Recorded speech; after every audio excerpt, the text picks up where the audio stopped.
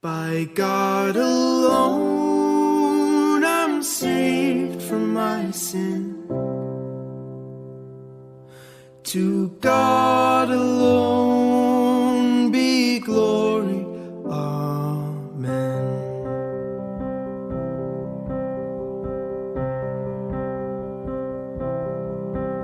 The Word of God is truth revealed for men to know God's law, the standard of reality, the Bible guides in all.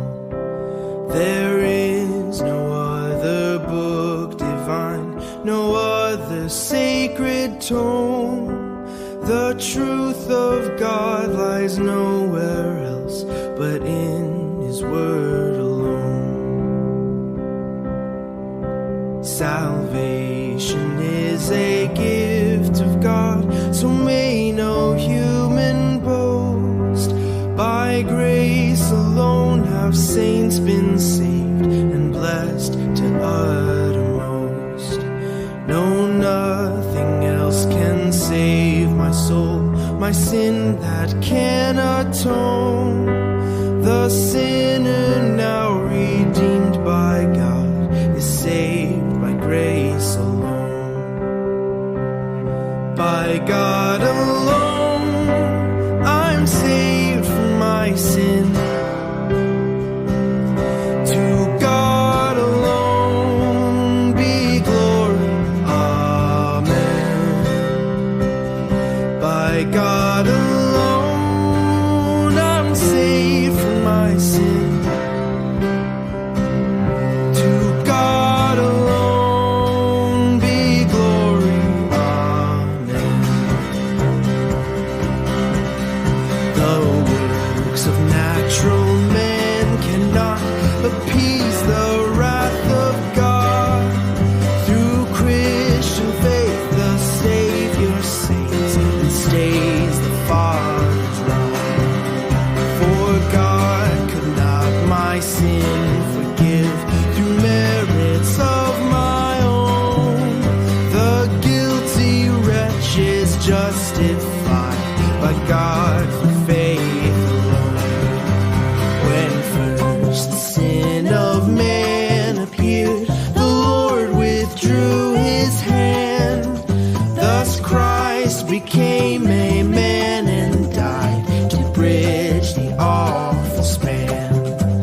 No other one could mediate between me and God's throne.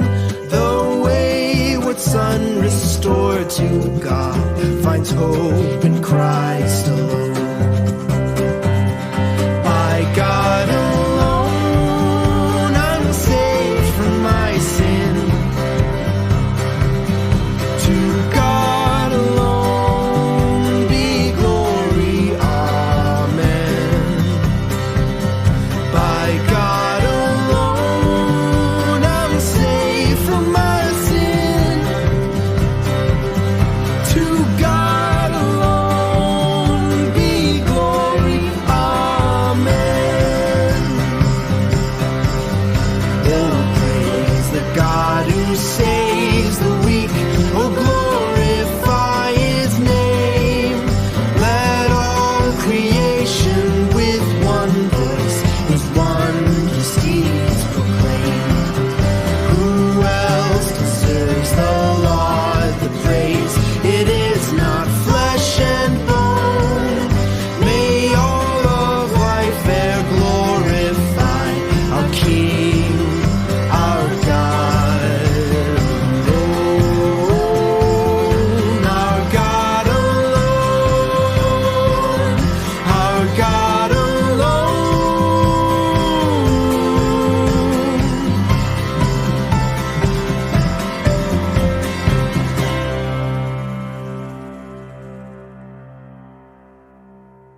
Amen. Isa mapagpalang umaga po sa bawat isa.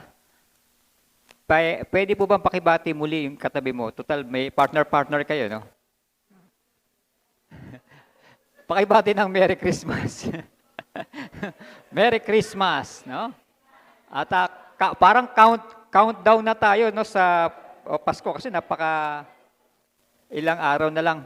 Bakit parang yung napansin ko mga partner. Pero pat yung dalawa rito parang magkalayo, wala pa man din magkahiwalay na.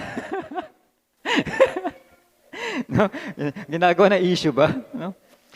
Okay po na tayo pong lahat ay tumayo para po sa ating confession of faith. Ating pong ideklara yung ating pong pananampalataya na sinasabi po ng banal na kasulatan. Basahin po natin ito ng may pagkaunawa at meron pong damdamin dito po sa ating mga doktrina na ito. Basahin po natin ito ng sabay-sabay at ideklara po natin ang ating pong pananampalataya. I believe in God, the Father Almighty, Creator of heaven and earth. I believe in Jesus Christ, His only Son, our Lord, who was conceived by the Holy Spirit and born of the Virgin Mary, was crucified, died, and was buried. The third day He rose again from the dead. He ascended to heaven and is seated at the right hand of God the Father Almighty. From there, He will come to judge the living and the dead. I believe in the Holy Spirit, the Holy Universal Church, the communion of saints, the forgiveness of sins, the resurrection of the body, and the life everlasting. I believe that God is a triune God, expressed in three persons, God the Father, God the Son, and God the Holy Spirit. I believe the Holy Scripture is the Word of God. It has the final word in all matters of faith and practice. I believe the Holy Scripture is authoritative, true, without error, providentially preserved, sufficient for salvation and Christian living. Amen. At habang tayo po'y nakatayo, tayo po'y makibukas sa ating pong teksto sa umaga pong ito. Makibukas po tayo sa Luke chapter 10. Luke chapter 10 verse 38 to 42. At basahin po natin ito ng sagutan. Luke chapter 10 verse 38 to 42. Ako po sa verse 38, kayo po sa 39, at sa last verse po sa verse 42 ay sabay-sabay po tayo. Luke chapter 10 verse 38. As Jesus and His disciples were on their way, He came to a village where a woman named Martha opened her home to Him. But Martha was distracted by all the preparations that had to be made. She came to Him and asked, Lord, don't you care that my sister has left me to do the work by myself? Tell her to help me. Altogether, but only one thing is needed. Mary has chosen what is better, and it will not be taken away from her. Tayo po ipasamandaling manalangin. Salamat, Panginoong Diyos, sa pagkakabasa ng iyong banal na salita at patuloy mo nga itong pagpalain sa buhay ng bawat isa. At kami ay patuloy na dumudulog sa iyo, Panginoon, na ang mensahe mo sa oras na ito ay patuloy na maging pagpapala sa bawat isa. Sa iyo namin tinataas, pinagkakatiwala ang gawain nito at patuloy makatagpuin, Panginoon, ng puso ng bawat isa. Ito ang panalangin in Jesus' name. Amen. Baka po na po ang bawat isa. Talagang malapit na po yung Pasko. Maging sa klima po ay nararamdaman na po natin, nararanasan na po natin, at medyo lumalamig na po ngayon ng panahon. At I'm sure napaka-busy na po ng mga kalsada ngayon, lalo na kapag kayo papuntang Manila, napaka-busy na po ng mga kalsada at napaka-busy na po ng mga tao sa pag-prepare ng kanilang mga regalo, ihahanda sa Pasko at Bagong Taon, at very, very busy na po talaga ang Kapasko, ang mga tao po ngayon sa panahon po natin ngayon. At maging ang ating po mga buhay, ang ating po pang araw-araw na pamumuhay ay napaka-busy na rin po. Lalo yung ating mga mommies, mga daddies. Hindi po nauubusan ng trabaho sa bahay. Hindi po nawawalan ng trabaho. Parang, kailan po ba natapos yung labahin sa bahay? Kailan po natapos yung paglilinis sa bahay? Parang bata pa ako, naglinis na ng bahay, naglalaba hanggang ngayon, naglilinis at naglalaba pa rin. Hindi po natatapos o hindi matapos-tapos yung gawaing bahay at hindi matapos-tapos yung mga gawain po natin. Hindi lang po sa bahay, sa opisina, hindi po tayo nawawalan ng trabaho. Napakaraming trabaho, napaka-busy natin sa trabaho. Sa mga estudyante, napaka-busy sa kailang pag-aaral. Yung talambuhay po natin ay talagang napaka-busy po natin. Mapabahay man, mapatrabaho man, ay super busy po ang bawat sa atin. But the question is, yung kabisihan po ba natin na yan, para po ba yan kanino? Para po ba yan saan? Sa bahay natin, nagtatrabaho tayo para sa ating mga mahal sa buhay. Sa trabaho natin, nagtatrabaho tayo para din sa ating mga mahal sa buhay. Sa school, nagtatrabaho tayo para eventually tayo makagraduate, makahanap ng magandang trabaho para makatulong din sa ating mga magulang. 90% ito ay ginagawa natin para sa ating mga mahal sa buhay, yung kabisihan po natin. But yung kabisihan po ba natin, ilang porsyento po ba dyan ang para sa Diyos? Ilang porsyento po ba sa kabisihan natin yung para sa ating Panginoong Diyos? Meron pa ba ang porsyento dyan ng ating Panginoong Diyos? O let's sabihin natin 50% sa pamilya ko at 50% sa ating Panginoong Diyos. At meron po ba tayong time, quality time para sa ating Panginoong Diyos? O sa labahin na lang, nauubos ang ating mga oras? Sa paglinis ng bahay, nauubos yung ating mga oras. Sa trabaho, from 8 to 5, magta-travel ka pa ng 3 hours plus 3 hours, 6 hours, 14 hours kang wala sa bahay, at pagdating mo sa bahay, matutulog ka na lang, kinabukasan, papasok ka na lang ulit. Nasaan si Lord po doon? Nasaan yung ating paglilingkod sa ating Panginoong Diyos? Do you find time for the Lord? May oras pa po ba tayo sa ating Panginoong Diyos? O may oras ka pa kay Lord? O puro trabaho na lang? Sabi nila, kulang daw ang oras sa lahat ng gawain. Kulang ang oras daw sa lahat ng gawaing bahay. Kung pwede lang daw, hatiin ko yung katawan ko, no, manananggal, para gawin ang lahat ng bagay, ay gagawin daw na ating mga mahal sa buhay. Kulang po ba yung 24 hours na ibinigay sa atin ng ating Panginoong Diyos? Or it's just a matter of, ano tawag po doon? Time management. O hindi lang natin na ma-manage ng tama yung ating mga oras. No? At pinaka-importante po sa lahat ng mga ginagawa natin, mapa-school man yan, mapatrabaho, mapabahay, o mga personal activities, ay ginagawa natin ito para sa ating Panginoong Diyos. Kahit nga uminom tayo ng tubig, ano pa? Kumain tayo, mag-snack tayo. Do it for the glory of God. Kasi kasama yun sa kinanta natin, 5 solas. Nasaan yung glory ng ating Panginoon Diyos sa ating pang-araw-araw na pamumuhay? Sa ating pagtatrabaho at maging sa ating paglilingkod bilang mga Kristiyano. Nabibigyan po ba natin ng lugod ang ating Panginoon Diyos sa mga ginagawa po natin? At yun po yung ating pong pagninilaian sa oras po na ito. Ito po ay kilala po natin na dalawang lady figure dito po na binanggit po ni Luke na si Martha and Mary. Hindi ko po tatanungin kung kilala niyo ito o hindi. And I'm sure kilala niyo po itong mga tao po na ito. At lagi po sila nababanggit dito po sa Biblia. Ito po nga si Martha and Mary, na kapatid din po ni Lazaro, yung si Lazaro po na namatay na binuhay ni Jesus. At si Mary po na binabanggit din po dito, hindi po ito si Mary na nanay ni Jesus. At hindi rin po ito si Mary na tinatawag na taga Magdala o Magdalene o Mary Magdalene. Hindi rin po siya. Ibang Mary po ito. Ito po yung Mary na kapatid ni Maria.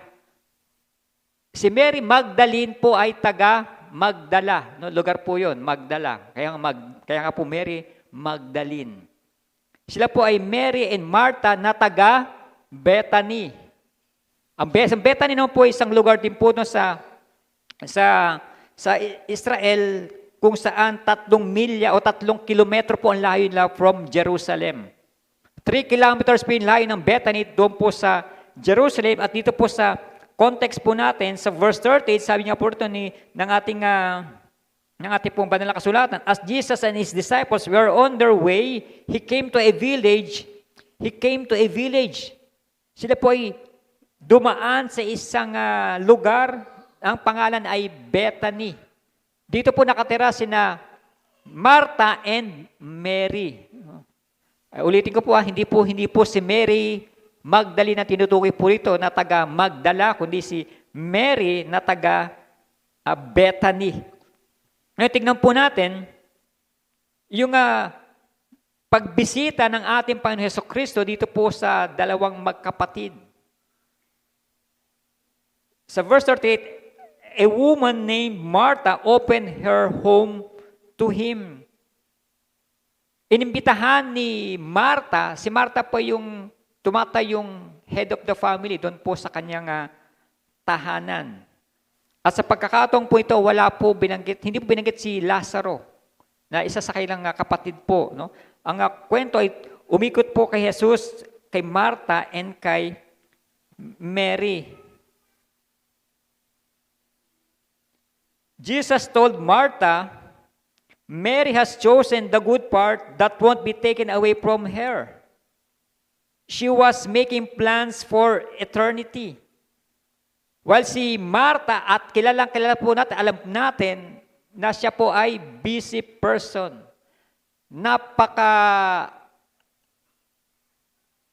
Abalang-abala, punong abala sa kailang tahanan si Martha. Kaya nga kapag nakikita natin ating mga kapatiran na masyadong abalang-abala sa tahanan sa paglilingkod sa kanilang mga bisita, lagi at sinasabi na napaka-Marta mo naman. O kapag lalaki, napaka-Marto mo naman. Ibig sabihin, ikaw ay busy sa iyong pag-alala doon sa ihahanda mo sa mga bisita. Now, tingnan po natin, no? Let us take a closer look to Mary's and Martha's contrasting responses to Jesus, no? When He visits with them. Nung binisit, ito po hindi aksidenteng pagbisita ni Jesus. Every time na si Jesus po ay mapapagawi doon po sa Bethany o malapit sa Jerusalem, doon po siya tumutuloy kina Lazaro, kina Martha, kina Mary. At very welcome po ang ating Panginoon Jesucristo maging mga alagad doon po sa tahanan ni na Martha. Dito po binanggit po ito na si Martha ang nag-invite kay Jesus Christ na doon muna tumuloy o tumigil sa kailang tahanan. At sila ay nagagalak na makasama nila ang ating Panginoong Jesucristo. No? Meron po nga contrasting responses. Itong magkapatid na ito. No? Magkaiba yung kanilang mga tugon sa pagbisita ng ating Panginoong Jesucristo. Ito po ay isang classic example na kahit magkapatid po ay may mga kanya-kanyang ugali. May kakaibang mga ugali. Kahit nakambal, hindi sila the same mga attitude, kundi minsan or most of the time ay contrasting ang kailang mga attitude. No, yun po yung ating po nga pagninilayan, yung contrasting responses to Jesus Christ, no, when He visits with them. Sa ating pong teksto, as Jesus and His disciples were on their way, He came to a village where a woman named Martha opened her home to Him. She had a sister called Mary, no, who sat at the Lord's feet listening to what He said. No? Ngayon po, ang ating pong title is about sit and listen or work in the kitchen. Saan po tayo dyan?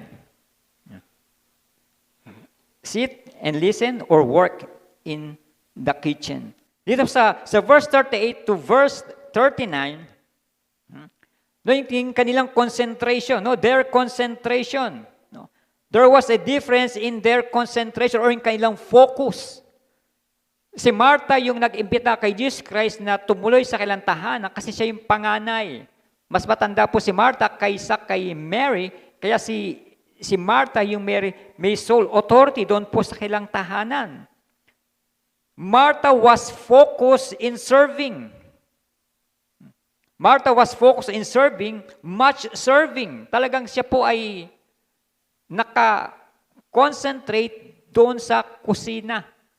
Yung kanyang trabaho sa kusina. At sa panahon po nila, at maging sa panahon po natin, very much welcome po yung mga strangers na tinatawag.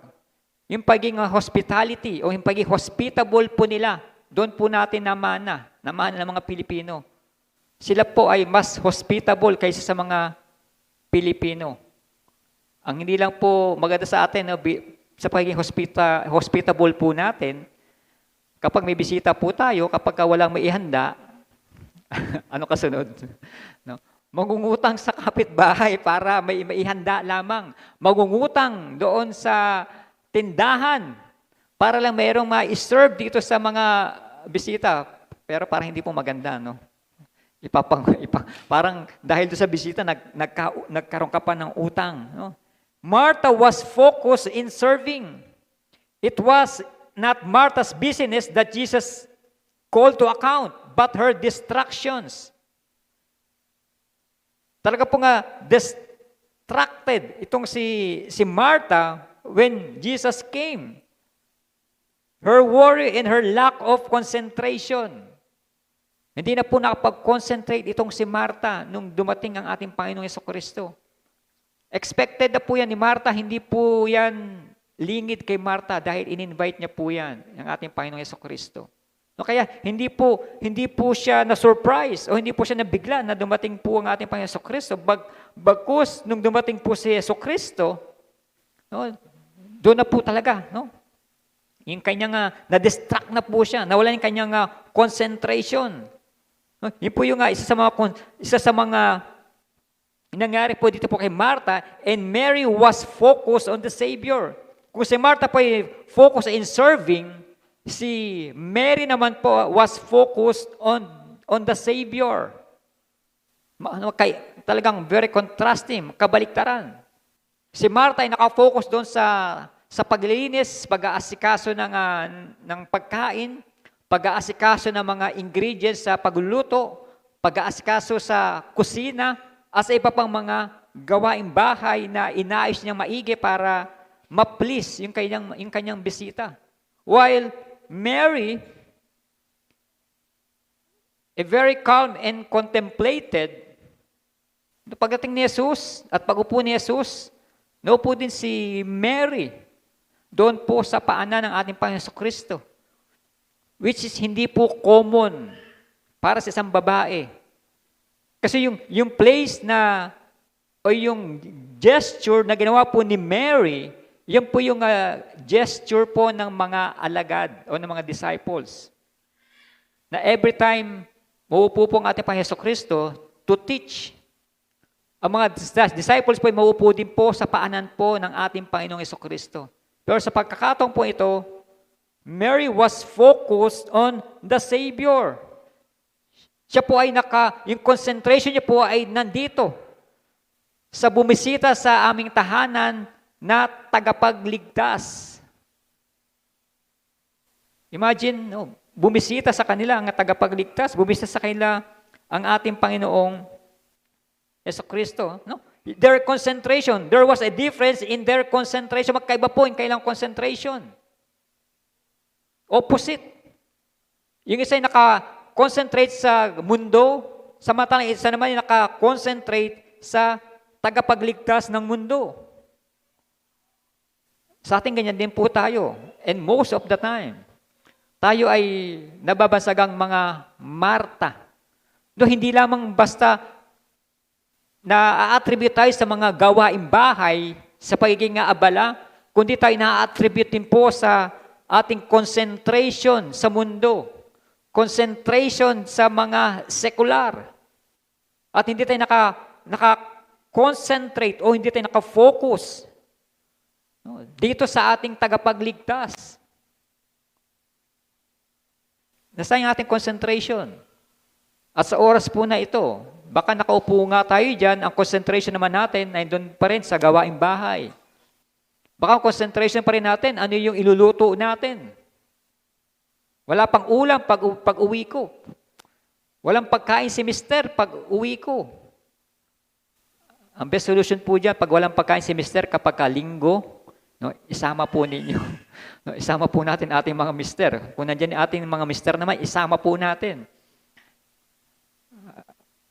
99% pala ng mister natin dito nasa abroad. Kaya hindi pala natin pwedeng isama. Pero kung may isasama po natin, mas maganda para pag uwi po natin ng bahay, sabay po kayo magluluto. Pangalawa po, hindi lang po yung kailang concentration, kundi yung kanilang communion. Their communion. There was a difference in their communion, in their fellowship with the Lord. She had a sister called Mary who sat at the Lord's feet listening to what he said. Verse 40, but Martha was distracted by all the preparations that had to be made. There was a difference in communion, in fellowship. Dumating, pumunta, bumisita ang ating Panginoon Jesucristo, hindi po para makikain lamang. Pumunta sila doon kina Mary, kina Martha, hindi po para sila ay paglingkuran. Bakit nga ba naparito ang ating Panginoon Jesucristo? Ba hindi para paglingkuran, kundi maglingkod. At naparoon po sila hindi para makatikim ng masarap na putahe na iluluto po ni Martha. O yung mga delicacies na kailangan ipiprepare, hindi po doon after ang ating Panginoon Jesucristo, doon sa ihahanda ng may bahay. Kundi maging handa itong mga puso ng may bahay sa pagdating ng ating Panginoon Jesucristo. Mary was as close to the Savior as she could get. Yung paglapit ni Mary, talagang gusto niyang mas mapalapit ng gusto sa ating Panginoong Jesucristo. Dahil alam ni Mary na itong taong ito na sa harapan ko, itong taong ito na andito, ito yung tagapagligtas ng sanlibutan. Ito yung magliligtas sa aming mga kasalanan. Hindi ito yung magliligtas sa amin sa kahirapan. Hindi ito yung magliligtas sa amin sa aming mga sakit, hindi ito yung magliligtas sa amin sa aming mga kasalanan. Kaya, anong ginawa ni Mary? Siya ay naupo doon po sa may paanan po ng ating Panginoong Jesucristo.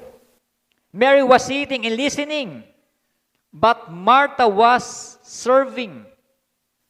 Talagang very opposite din po. Mary was sitting and listening, but Martha was serving. Sit and listen. Yung ginawa ni Mary, while Martha worked in the kitchen. Na-miss niya yung opportunity na magkaroon ng intimate fellowship with our Lord Jesus Christ. There was a difference in communion.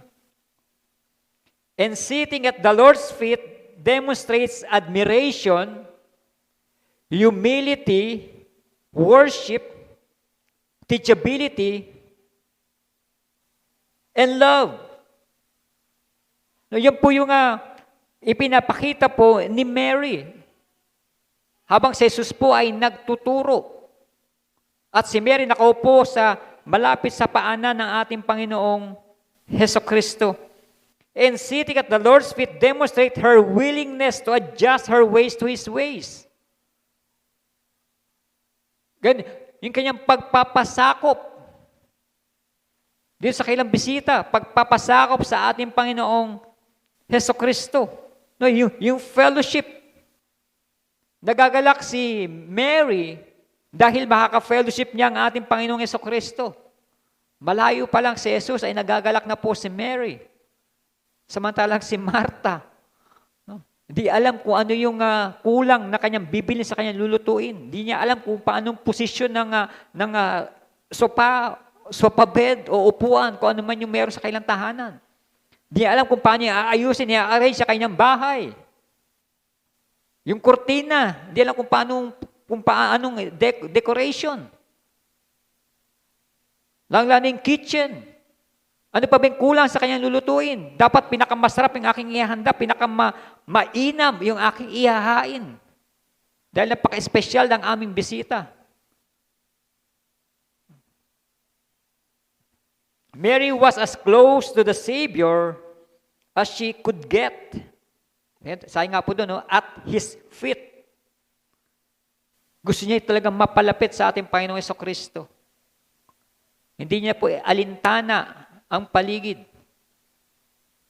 Dahil ang alam niya, itong magtuturo sa Kanya, ang Diyos na magliligtas sa Kanya.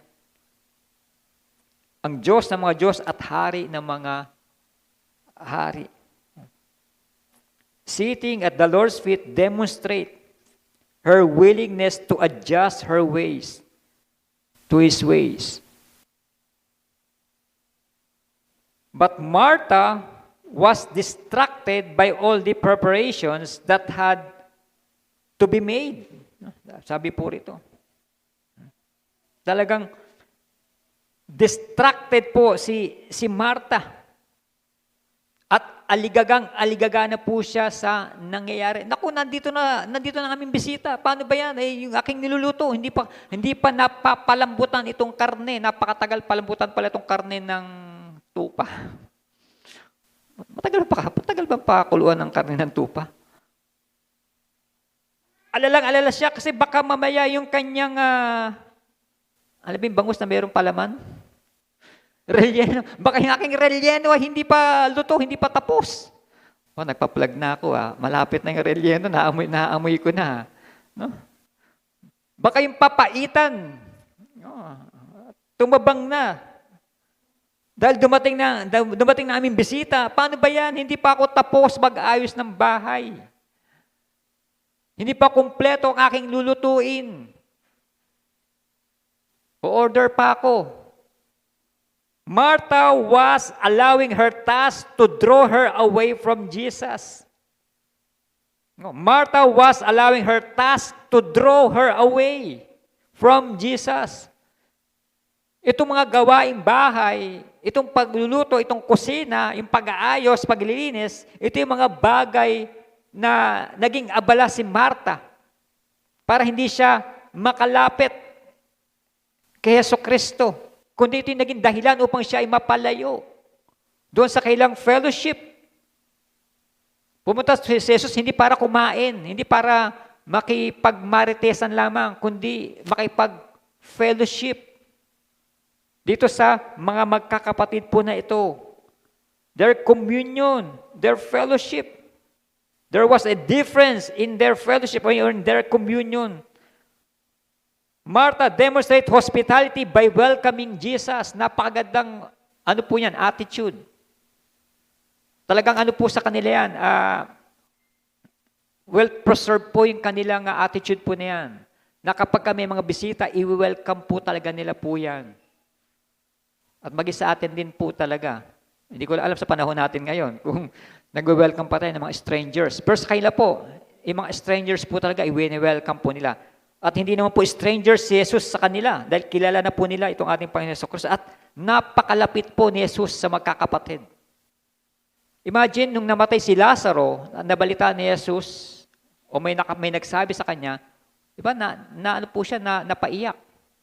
Dahil ganun po kalapit si Jesus dito po sa magkakapatid po na to. Pamilya na po ang turing ni Jesus dito po sa magkakapatid po na ito. And Martha was distracted with all her preparations. Distracted po siya, aligaga, abalang-abala.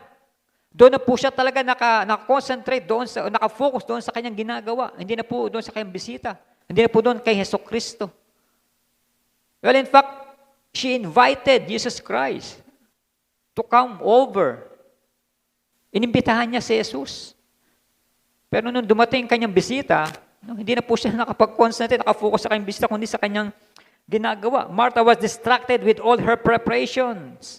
Martha was lost in her work. Talagang, doon na po siya talaga. Alam niyo po yung isang karanasan na ikaw ay isang bisita. Ewan ko lang kung na-encounter na po ito na kapag kayo bisita sa isang bahay at yung may bahay ay nagpe-prepare ng mga something, no? Let's say snacks or merienda. Naranasan na po ba na doon sa kusina ay nagkakalampagan yung mga kaldero, yung mga plato, yung mga baso, yung mga kutsara, nalalaglag, yung kaldero, ang iingay. No? Naranasan niyo po ba yun? Sa palagay niyo kapag gagawin naranasan niyo, makakain niyo pa ba yung isa-serve sa'yo, makakain mo pa ba yun? Na nagkakalampagan yung mga kaldero doon sa kusina. Yung mga sandok, lahat ng mga bagay doon ay maingay doon po sa kusina. Martha was lost in her work. Doon na po siya talaga sa kusina. At habang pasilip-silip siya doon sa fellowship ng ating Panginoon Jesucristo at ni Mary. And Martha's generous hospitality has become more about her than about her guest. Yung kanyang pagiging hospitable. Nakapokus na po sa kanyang sarili, hindi na po doon sa kanyang bisita.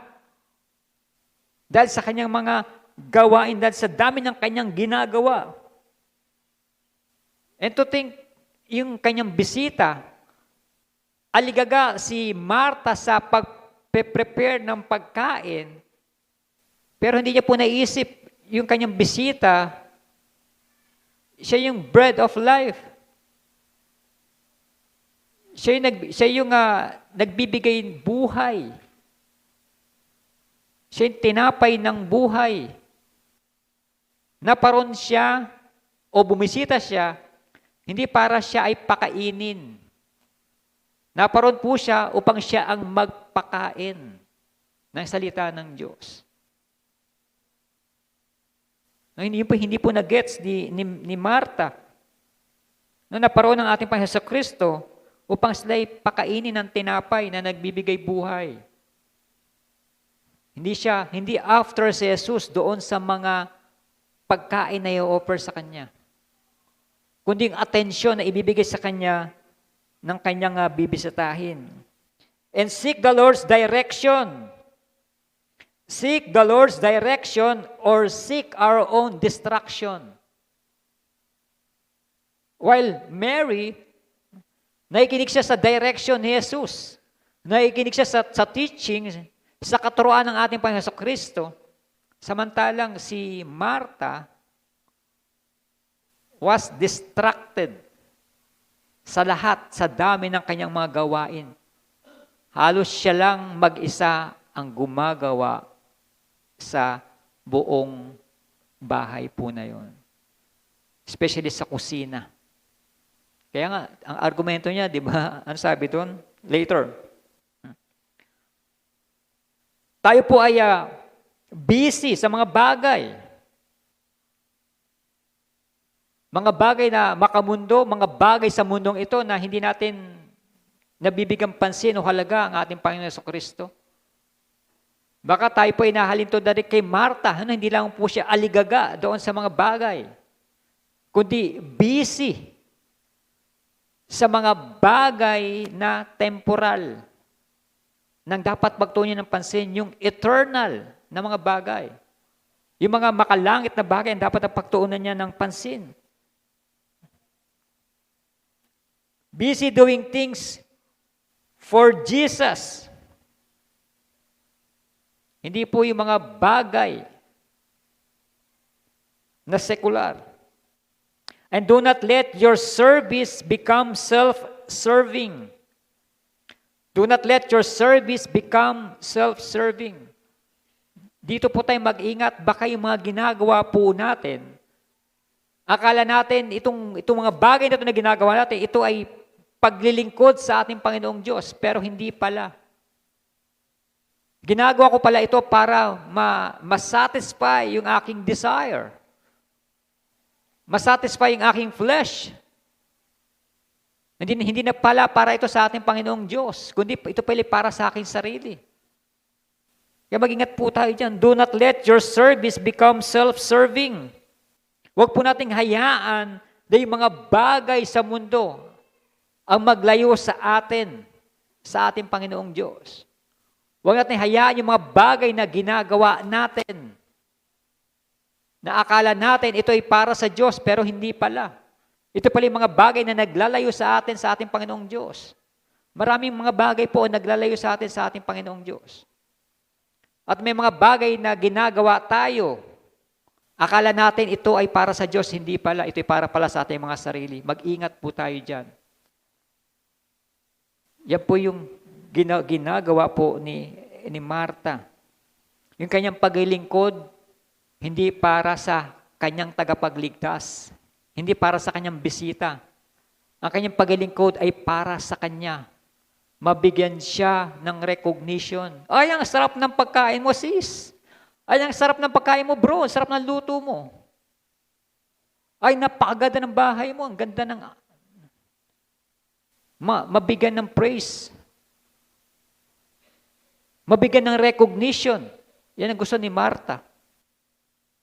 And most of the time, ganyan din po tayo. Marami tayong mga ginagawa, mga bagay na akala natin ito'y ginagawa natin para sa Diyos, pero hindi pala. Para pala ito ay ma-recognize tayo. Mabigyan ng papuri yung mga ginagawa natin, which is wrong. Ang dapat na nabibigyan ng kapurihan ng ating Panginoong Diyos, hindi po tayo. At naway mga ginagawa po natin, ang nabibigyan lugod po dyan ay ang ating Panginoong Diyos, hindi po tayo. Yung ating po nga fellowship with the Lord, napaka-importante po niyan. Yung ating po nga paikipagniig sa ating Panginoong Jesucristo. Sa ating pag-inilay-nilay, pagbabasa, pag-aaral sa salita ng ating Panginoon, sa ating pong pananalangin, sa ating mga pag-aaral, sama-samang pag-aaral, sa mga devotions po natin. Yan po yung mga fellowship po natin sa ating Panginoong Diyos. At maging sa oras po nito, ito po yung fellowship din po natin para sa ating Panginoong Diyos. Kanawa hindi po natin nane-neglect po yan, na ang nabibigyan po natin lugod ay ang ating Panginoong Diyos, hindi po tayo. At maging sa oras po na ito, sa ating pong corporate fellowship, corporate worship service, nawa ang nabibigyan lugod po tayo na itataas po natin ng ating Panginoong Jesucristo. Sa ating mga ginagawa, kahit nakaupo lang po tayo dyan, kahit nakatayo po ako dito, nawa ang nabibigyan po natin lugod ang ating Panginoong Diyos. Akala po niyo po ba, nakatayo ako rito, nakaupo lang kayo dyan, ay walang ano po ba yan? Hindi po ba yung mahalaga sa ating Panginoong Diyos? Napakahalaga po niyan. Kung anong ginagawa po natin during this time. Saan po ba nakapokus ang ating isip? Ang isip po ba natin to fellowship with the Lord? O marami tayong mga iniisip? Yung ating mga mata, saan po ba nakafocus po? Saan po ba nakatingin po yan? Nakatingin po ba kayo sa akin? O nakatingin kayo sa ating Panginoong Diyos? Yung mga tenga po ba natin, ano po ba pinakikinggan po niyan? Yung mga bibig po natin, ano yung mga sinasabi niyan? Yung mga kamay po natin, anong hawak natin? Kaya hindi lang po tayo basta nakaupo. Yung ating buong pagkatao, yung ating pong five senses ay nakatuon, nakafocus sa ating Panginoong Diyos. Hindi po tayo makakapag-fellowship sa Kanya kung ang isa sa mga senses natin ay wandering o nagliliwaliw. Their communion, na magkaiba po si Mary and Martha doon po sa kailang fellowship with the Lord. At pangatlo po, sa verse 40b and hanggang 42,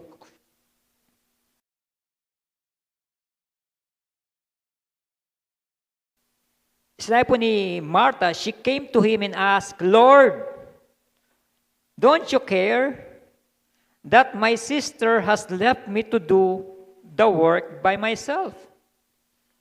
Tell her to help her. Tell her to help me. Inutusan pa ang ating Panginoong Jesucristo. No? Ito yung kailang concern. Their concern. No? There was a difference in their concern. Tignan po natin maigi ito pong sa verse 40b. She came to him and asked, sabi ni Martha, Lord, don't you care that my sister has left me to do the work by myself. Tell her to help me. Apat na bagay ang patungkol kay Martha. Apat na bagay ang patungkol sa kanya. Apat na beses niya binanggit ang kanyang sarili. Talagang tao po talaga. No? Talagang nakafocus sa kanyang sarili. Huwag na po tayong magtaka. No? Kasi lahat ng mga bagay po ngayon ay nakafocus sa ating mga sarili. No? Kagaya ng cellphone, di ba? Alin po pinakamagandang cellphone sa lahat? Nokia. Kaya hindi po ako nag-endorse, ha? Ang pinaka-grid naman na phone, ano? My phone. Tsaka iPhone. Tsaka my. Ito, napaka-grid. Samantalang Nokia, no? Connecting people. In gadgets, sa mga gadget, ano yung meaning ng PSP?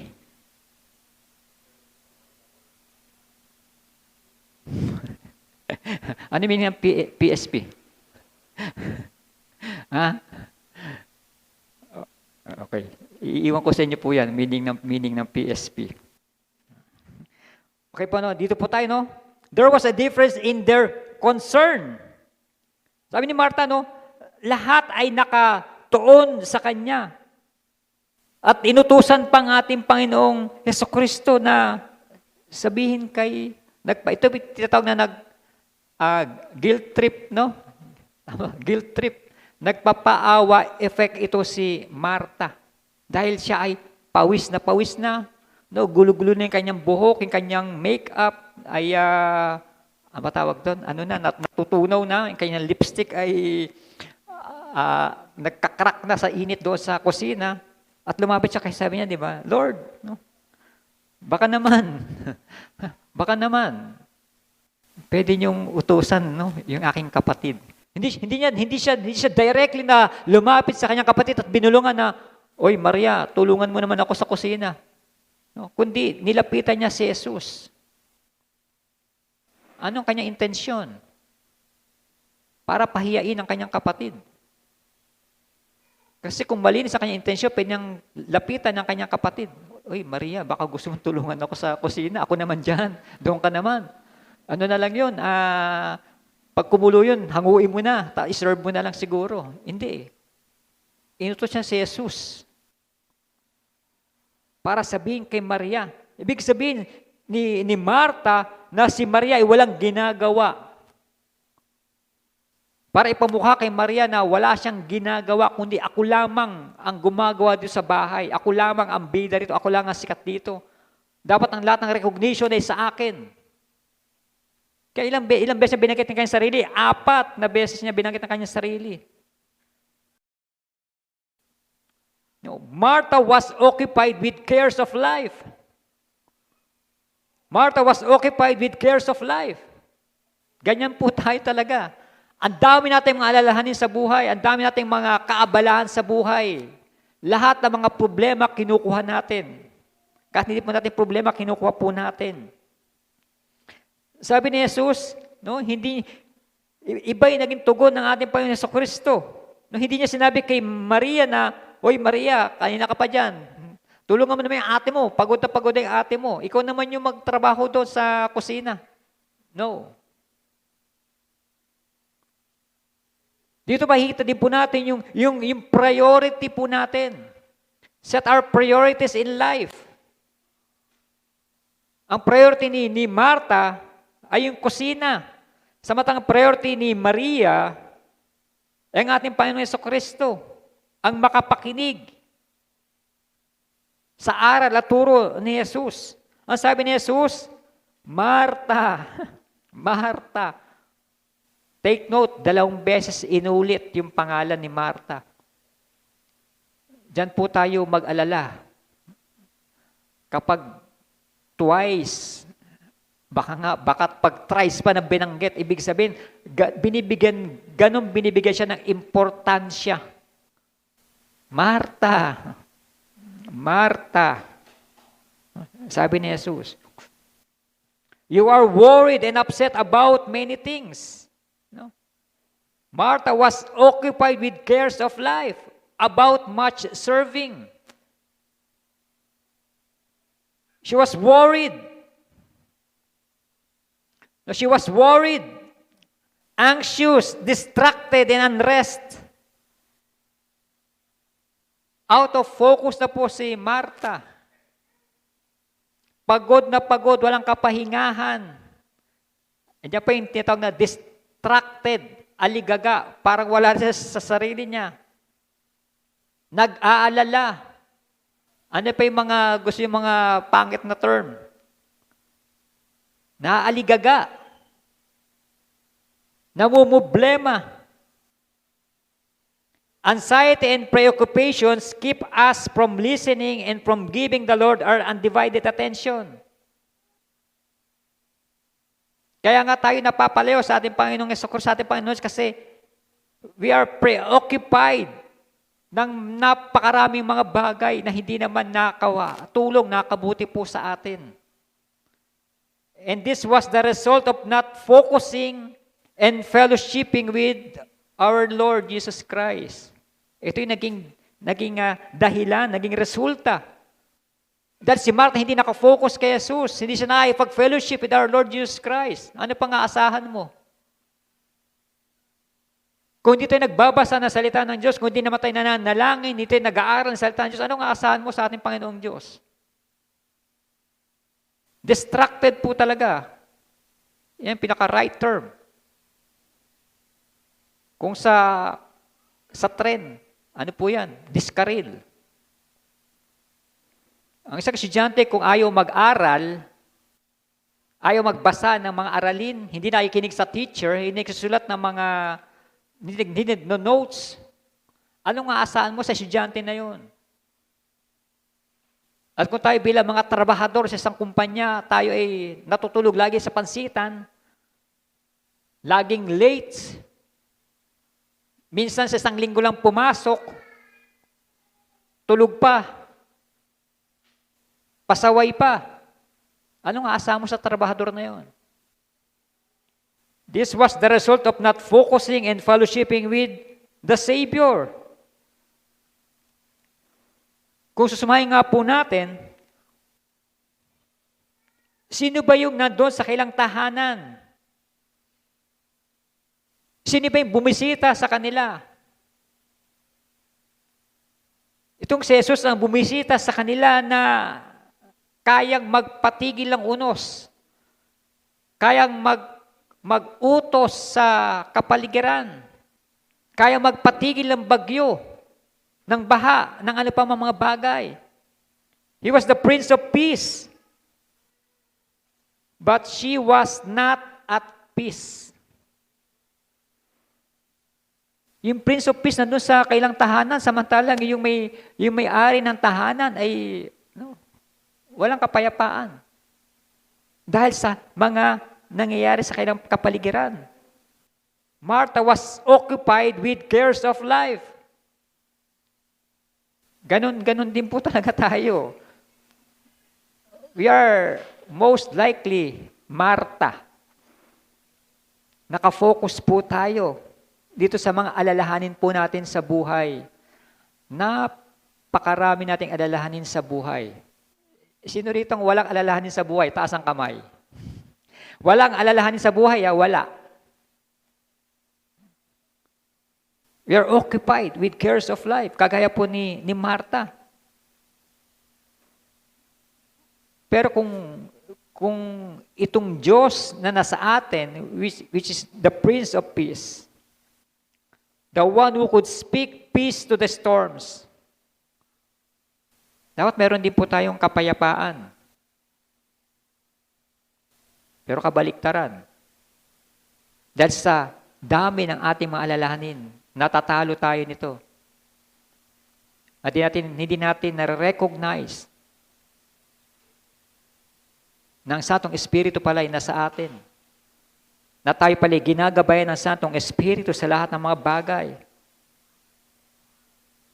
Yung pinane-neglect po natin most of the time. Na yung Prince of Peace ay nasa atin. Sumasa atin. At nawa, magkaroon din po tayo ng kapayapaan.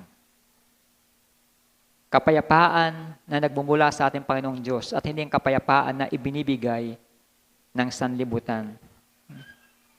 Yung po yung concern, patungkol kay Martha. How about Mary? Their concern. There was a difference in their concern. Kay Mary is about her spirituality. Mary's spirituality. She felt peaceful and was at rest. Napaka-inam, napakaganda ng kanyang pagkakaupo sa paanan ng ating Panginoon Jesucristo. Very calm, contemplated. Napaka-gandang tignan. She felt peaceful and was at rest with our Lord Jesus Christ. Peaceful siya. At siya may tinatawag na may kapahingahan sa piling ng ating Panginoong Jesucristo. Ano yung nakalagay kapag may patay? Abis, nilagay sa lapida, RIP. Ano yung meaning po ng RIP? Rest in peace. Doon po sa lapida po, di ba, ng mga namatay. How sure we are na they are rest in peace. Kung wala naman silang Kristo sa kanilang puso. Hindi po talaga unrest po sila kagaya ni Martha. Kung hindi po nila nararanasan yung presensya ng ating Panginoon Jesucristo. While Mary's spirituality, she felt peaceful and was at rest. Jesus said that one thing was needful. But only one thing is needed. Mary has chosen what is better, and it will not be taken away from her. Aning isang bagay lang ba ang nararapat na pinapatungkulan dito sa ginawa ni Mary na hindi po nagawa ni Martha? Christ declared Mary had chosen the good part, for one thing is needful. This one thing that she has done, to give up herself to the guidance of Christ. To give up herself to the guidance of Christ. Yun po yung wala kay Martha na nagawa po ni Mary. Na magpasakop dito sa kapangyarihan o presensya ng ating Panginoong Jesucristo. Kaya nga po naging aligaga si Martha. Kasi hindi niya na-recognize yung presence ng ating Panginoon Jesucristo na ginawa naman ni Maria pagdating pa lamang ng ating Panginoon Jesucristo. The things of this life will be taken away from us. But nothing can take us away from God. And nothing can separate us from the love of Christ. Walang makakapag-alis po niyan kay Mary. At walang makakapag-alis din po niyan sa atin. Naniwala at nagtiwala sa ating Panginoong Jesucristo. Na ibinigay natin ang ating buhay para sa ating Panginoong Diyos. Nothing can take us away from God. Walang makapaghiwalay sa atin sa pag-ibig ng ating Panginoong Jesucristo. Walang bagay ang makapag-alis po niyan kay Mary. And it will not be taken away from her.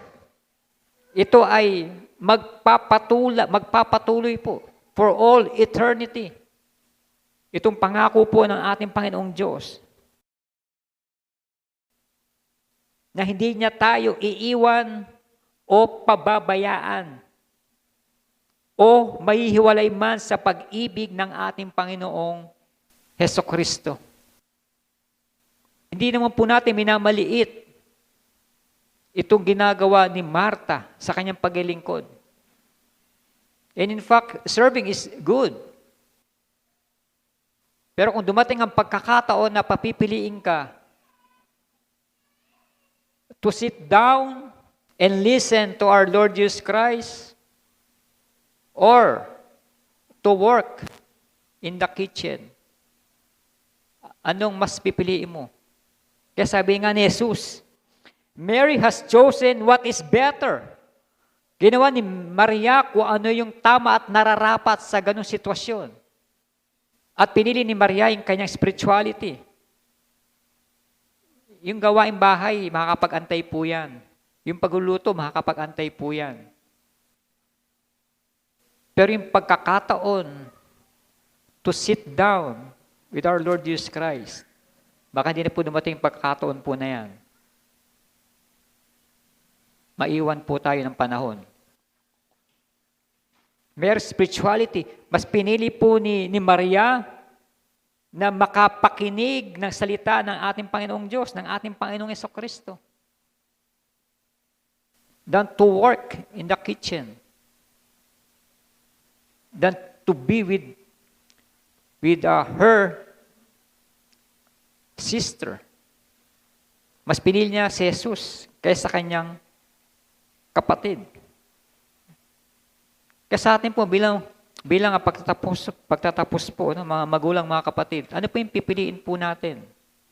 O ano po yung pipiliin po ninyo? To sit down at Jesus' feet, to learn. O ipagpatuloy po natin ang ating mga trabaho na hindi naman ito nakakatulong sa paglago ng ating pananampalataya. Mas piliin po natin na tayo maupo sa paanan ng ating Panginoon Jesucristo at magpaturo po tayo sa Kanya. Makinig at sumunod sa Kanyang mga salita. And the rest will follow. Mas i-prioritize po natin yung salita po ng ating Panginoong Diyos. Mas i-prioritize po natin yung paglilingkod po natin na paglilingkod na ginawa po ni Maria, na inunan niya ang ating Panginoong Diyos bago ang iba pang mga bagay. Sit and listen or work in your kitchen. At sa ating po nga pagtatapos, no? The story of Mary and Martha does not teach us that it is better to sit than to do. No, hindi po yan ang ibig sabihin po niyan. Ito po yung tinuturo po sa bawat po sa atin. It teaches us It teaches us to discern, to set priorities carefully, to seek the better thing, the good portion, the good thing na makapagbigay lugod sa ating Panginoong Diyos. Kaya mga magulang, mga kapatid, bigyan po natin ng mataas na importansya ang pag-aaral ng salita ng ating Panginoong Diyos. Bigyan po natin ng mataas na importansya yung presensya ng ating Panginoong Diyos. Sa ating paglilingkod, huwag po natin kalimutan yung paglilingkod po natin na naayon sa salita po ng ating Panginoong Diyos at na nabibigyan lugod po ang ating Panginoong Jesucristo, hindi po tayo. At sa lahat ng ating mga gagawin o ginagawa, do it all for the glory of God. Tayo po lahat ay tumayo, tayo po ay manalangin. Let us pray. We thank you, Lord, sa oras na ito. Sa biyaya at habag mo, Panginoon, na kami ay malayang makapagnilay, makapag-aral na ipong banal na salita. At maging sa mga oras din ito, Panginoon, maging sa salita mo na aming napagnilayan. Ginamit mo, Panginoon, ang magkapatid na Martha and Mary to teach us something na hindi mo kinalulugdan ang paglilingkod na hindi taos sa kailang mga puso. Bagkus kinalulugdan mo ang mga taong may tapat na pananampalataya na sumusunod sa iyo. Salamat, Panginoon, sa mga katuruan na ito. At nawa makapag-focus kami, Panginoon, sa iyo. Hindi kami madistract ng mga gawain namin o anuman ang mga bagay na aming mga ginagawa. Hindi nawa ito ang maging distraction namin. Hindi nawa kami, Panginoon, mag-alala sa mga bagay na ginagawa namin. Bagkus kami maupo sa iyong paanan upang ipakita sa iyo ang aming pagsamba, ang aming willingness to obey. Kaya salamat, Panginoon, sa iyong mga salita. At patawad, Panginoon, kung kami man ay hindi nakakasunod sa iyong mga alituntunin. Patawad, Panginoon, kung kami man, Panginoon, ay nagkakasala sa hindi namin pagtupad sa iyong mga ipinag-uutos. At patawad, Panginoon, kung kami man ay nakakagawa ng mga bagay na hindi ayon sa iyong dakilang kalooban. Katulungan mo kami, Panginoon, na magkaroon ng intimate fellowship with you sa pamamagitan ng aming pananalangin, sa pamamagitan ng pag-aaral ng iyong banal na salita, sa pagbabasa ng iyong salita, at maging sa mga fellowship namin sa aming mga kapatiran. Tulungan mo kami, Panginoon, sa mga bagay na ito, dahil hindi namin kaya kung di mo kami sasamahan. At bigyan mo kami ng kapanatagan ng kaisipan at ipaunawa sa amin na kung ikaw ay sumasa amin, who is against us? Kung ang prinsipe ng kapayapaan ay sumasa amin, bakit kami nag-aalala sa mga bagay na hindi naman nangyayari? Lord, tulungan mo kami, Panginoon, na maunawaan ang iyong banal na salita, maunawaan ang mensahe mo sa oras na ito. At hindi nawa kami, Panginoon, madistract ng mga bagay sa mundong ito. Nawa kami ay umupo sa iyong paanan at magpasakop sa iyong dakilang layunin. At hindi nawa kami, Panginoon, magulo ng kaaway. Bagkus makapag-focus kami, Panginoon, ang aming concentration ay sa iyo lamang. At hindi kami, Panginoon, madaya ng anumang mga hindi magandang bagay na pwede mangyari sa amin. Salamat, Panginoon, sa iyong salita. Salamat, Panginoon, sa oras na ito. Sa biyaya at habag mo, Panginoon, ay pinagkatiwala upang kami ay malayang makapag-aral na ipong banal na salita. Salamat din, Panginoon, sa presensya ng bawat isa sa iyong mga anak na idinako sa lugar na ito. Lord, patuloy pang pagpalain ang kailang mga buhay. Hindi nawa, Panginoon, madistract ng kaaway ang mga kapatid kong ito. Bagkus, bigyan mo sila, Panginoon, ng katatagan, ng kalakasan, upang patuloy na mapagtagumpayan anuman ang mga struggle sa nila, Panginoon, sa kailang buhay.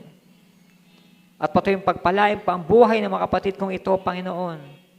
Pagpalain sila physically, pagpalain sila, Panginoon, materially, at patuloy na pagpalain sa kailang mga spiritual na buhay. Kaya salamat, Panginoon, sa iyong habag at biyaya na patuloy naming nararanasan at maging sa kaligtasan na patuloy mong ipinaparanas sa bawat isa. Thank you, Lord. At kami ay naniniwala at nagtitiwala that no one can separate us from the love of Christ. Yan isang pangako na aming panghahawakan hanggang sa iyong muling pagparito. Thank you, Lord, sa oras na ito. Thank you, Lord, sa fellowship. At thank you, Lord, sa lahat ng mga bagay na ginagawa mo sa bawat isa. And to Him who is able to keep you from falling, and to present you faultless before His presence with exceeding joy.